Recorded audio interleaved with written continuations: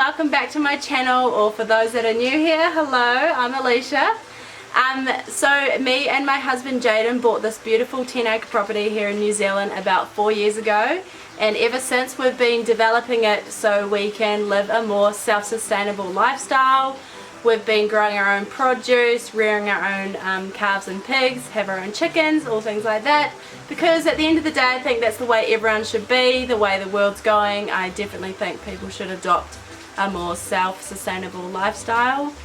So in today's video I thought we'd talk about my home orchard. So we planted it 2 years ago. Excuse all the dirt everywhere. Our property is in the middle of renovations. And yeah, I thought today I'd talk about the sort of like the planning of the orchard. We've definitely learnt a few things about planning our orchard. We made a few mistakes which resulted in transplanting fruit trees and things like that because they were in the wrong place. So yeah, we've learned a lot about that, and I'd love to share with you today what we have learnt about how to plan our home orchard. So yeah, I hope you enjoyed this video and let's get on into it. You're probably wondering why we're in this shed, but that's because it is raining outside at the moment, which is amazing. It should clear up shortly, but I'm so happy it's raining, so good for all the flowers and the fruit and the trees and everything. We have had no rain in New Zealand. I swear it's been like a month now that we've had no rain, so yeah, I'm stoked about the last few days have just been bucketing down. We almost actually ran out of water. We've got 3 water tanks and 2 were empty, and the last one was down to a third. So now a couple of those are almost full, so hallelujah to the rain. Anyway, so I thought I'll just talk to you first about why you should even grow an orchard and the reasons behind why I think everyone should grow an orchard really. So the first reason I think is how easy is it if you've got an orchard. You can just walk outside, go pick an apple, go pick a plum, rather than jumping in your car and driving to the supermarket. It's pretty much practicality, right? Second reason is so you can adopt like a spray-free orchard. So we use everything natural here, which is I think the best way to go. I mean, if you can use a natural product, then why not do it? So yeah, when you grow your own fruit, obviously you know what's being sprayed with, things like that. When you buy things from the supermarket, I'm sure we all know that they are either chemically enhanced or sprayed with God knows what. So yeah, that is another good reason why you should grow your own home orchard. Also, variety. Some of your supermarkets don't stock some of the fruit that you choose to grow. I know here in our local supermarket they don't stock Louisa plums. They only have like the Black Doris ones, and Louisa plums are my favourite. So yeah, I definitely have put one of those in. I'm actually going to plant another one of those because I did not realise how much I love Louisa plums. Another reason to grow your own orchard is for economics. Over the long run it will work out cheaper if you grow all your fruit trees. So of course you've got to buy all the fruit trees to begin with, which is a bit costly, but in the long run, as fruit trees live for many years, it is definitely financially worth it, rather than going to the fruit shop and purchasing fruit from there, because we know that fruit at the supermarket can sometimes be really expensive. I don't know what's going on with this year, but oh my goodness, have you been into the supermarket and seen how expensive things are? Like apples the other day were like $6 or $7 a kilo, which is just crazy. So yes, definitely that is a very good reason why to plant an orchard. Last reason I think is you can share with family and friends all your excess fruits. I think that's really nice. And also nothing goes to waste. When we get fruit falling on the ground, we always give it to the pigs. So yeah, it's excess stock feed for the pigs. So yeah, I mean, I can't really fault why you wouldn't put a home orchard in if you live on a lifestyle block. Poor Carlos is loving being in the shed while we do some of our filming, but we're gonna have to go out soon, sorry, and he won't be too impressed. Oh no, we're staying in the shed, aren't we, buddy? You don't mind the rain though, eh, Andy? Except I've just seen that Cleo's under the trailer. So collies do not like the rain. I think we can definitely tell. Hey kids. Okay, so now they're outside. The rain is just a little bit spitting, so that's okay. So I thought we'll talk about the most important factor into planning your orchard, which is the location of where you want to plant your orchard. So the orchard needs to be north facing. Obviously plants and fruit trees need 6 to 8 hours of sunlight a day. That's because fruit trees, and any tree really, needs the sun to be able to produce its own food and to grow. So definitely it needs to be north facing. The second factor is shelter. So you can see behind me we have these big trees here which help protect the fruit trees from harsh winds, because obviously the wind can break off and damage branches and also blow off your fruit early, which is a pain in the butt when you've been looking so forward to that fruit ripening and then you get a big gust of wind and lose all your fruit off the tree. So yeah, definitely have a type of shelter around your orchard. And lastly is the contour of the land. So it needs to be quite like a gradual slope. You don't want like a big dip. You don't want to plant your orchard in a, how do you explain it, like a basin, because you don't want all the roots to rot, and you need good drainage and free draining soils. So yeah, those are the three main factors to location when you're planting your orchard. Also, another side tip is if you plant your orchard next to a beautiful garden. So I've been planting this cottage garden here for a few years and it's really starting to take off. All these beautiful bright flowers attract so many bees, and so yeah, if you have big bright flowers around, it attracts all the bees and the pollinators, so your fruit trees can get pollinated and therefore produce fruit. So yeah, definitely chuck some flowers in. It's not bad to look at either. And yeah, it will help bring all those pollinators in to help pollinate all the flowers to produce some fruit.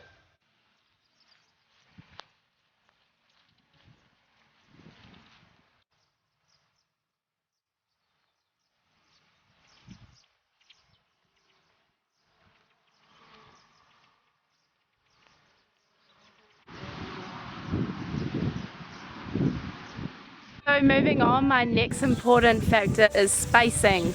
So what I mean by this is spacing between the fruit trees and also spacing away from things like fencing. That was one mistake that we made. We planted it too close to the fence, and then obviously we had cows in that paddock which decided to have a nibble and break off some branches of our tree. So you can see this nashi here. If I can zoom in and show you, there is big damage to that branch. That's because the cows decided to lean over the fence and rip that branch off. So yeah, we actually had to transplant this tree and move it from where we originally planted it, but luckily it survived and it's doing really great because that was one of my favorite trees. So yeah, also another spacing thing is make sure, obviously your fruit trees are going to grow bigger, so make sure there's enough room to allow them to grow to the size that you want. And also make sure you have enough space in between the trees for mowing. So my husband made that very clear. He said, please make a big enough gap so I can fit the mower in between, because there's nothing worse than not being able to get around with a lawnmower.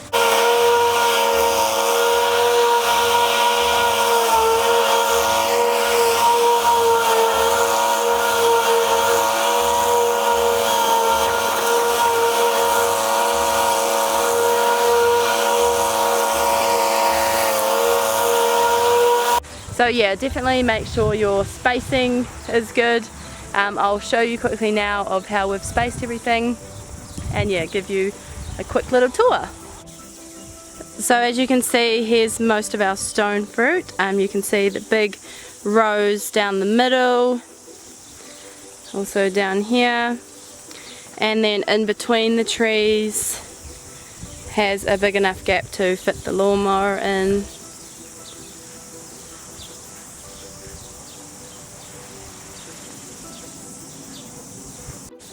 So now with our feed rows, we are aware that we've planted this close to the fence, but that's fine because we are going to make this a hedge and we don't mind if the animals nibble the top of it. Feed rows aren't toxic to animals, so that's fine.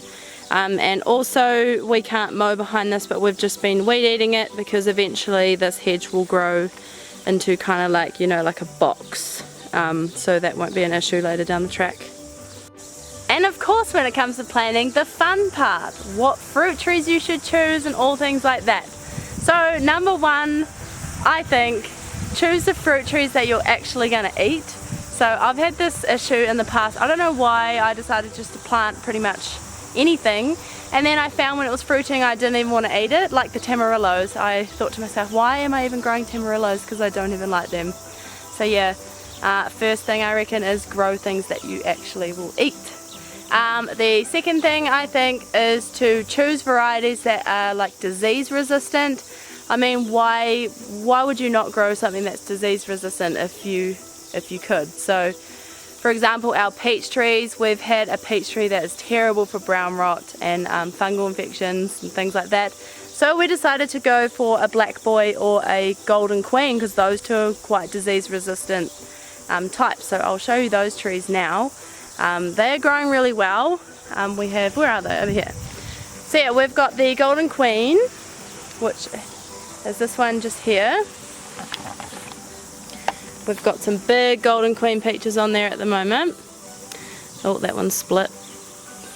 You are actually meant to take your fruit off when you're first growing your trees. I mean, I'm naughty and I left them on just to see how they grow, but they are weighing down that branch a bit, so I might pull a couple of those off. And here is our black boy peach. As you can see, the trees are really healthy, no leaf curl and things like that. So here is some of our black boys, and yeah, these trees are only 2 years old and look at the fruit they're already producing. It's quite amazing. I do have the ultimate hack to a fungicide. I'm gonna make another video shortly on like fruit tree maintenance and things like that, so definitely subscribe to my channel. You do not want to miss this product, natural product that I use to get rid of leaf curl, brown rot, any fungal issues, and it's very, very cheap, affordable, and it works, so you don't want to miss that. That is why my trees are looking amazing. They're so luscious. When I first got here and planted them, they did have so much leaf curl. I mean, everyone I'm sure has experienced leaf curl at some point, and it's a pain in the butt. And brown rot, that's even worse, because then you think your fruit are ready and then they all start shriveling up and dying of brown rot. So yeah. Alright, moving on to the next one. Is buying grafted or not grafted trees. So in my opinion, I think you should always go for a grafted tree.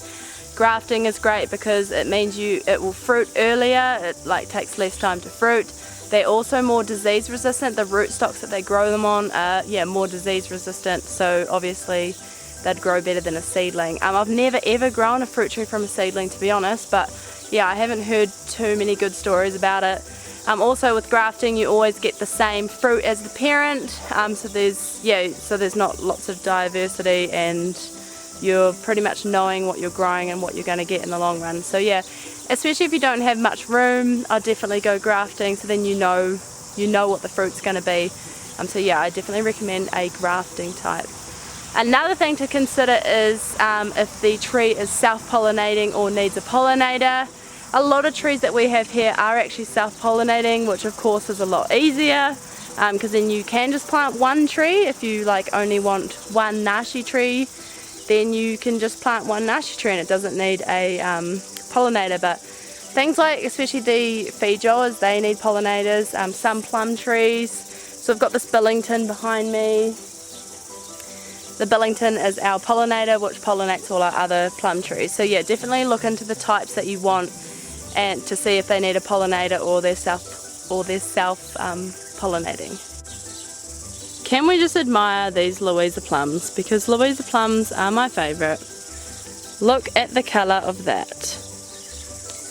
And this tree, like I said before, is only 2 years old, and look at the size of it.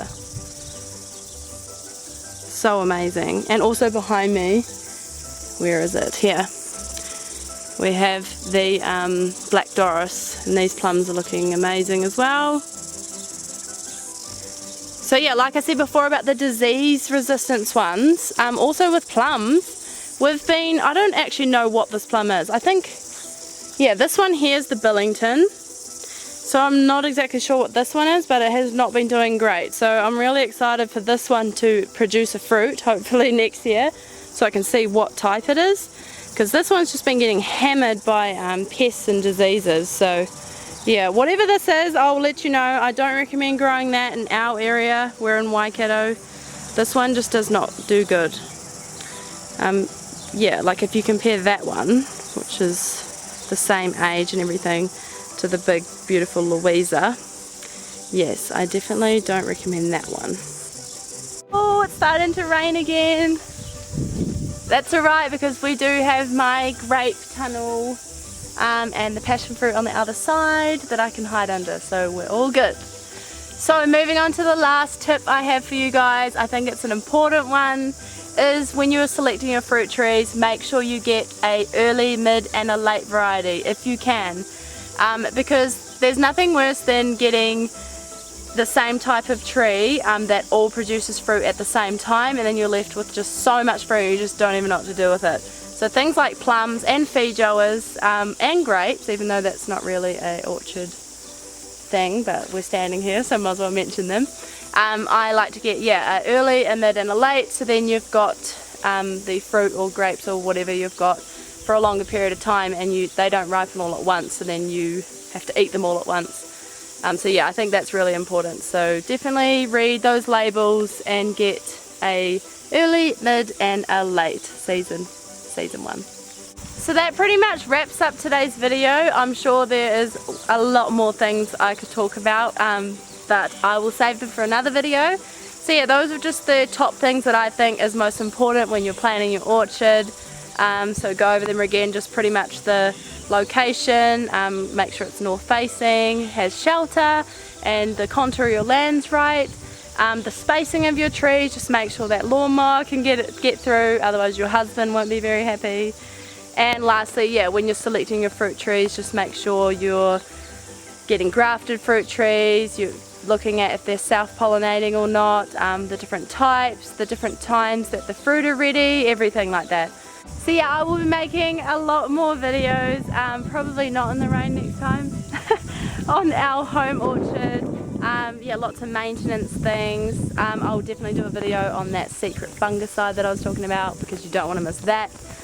So yeah, make sure you subscribe to my channel if you want to see more orchard videos. Also videos on calf rearing, pig rearing, those are like my two specialties that I have a lot of years of knowledge in, so I will be uploading a lot more videos about that.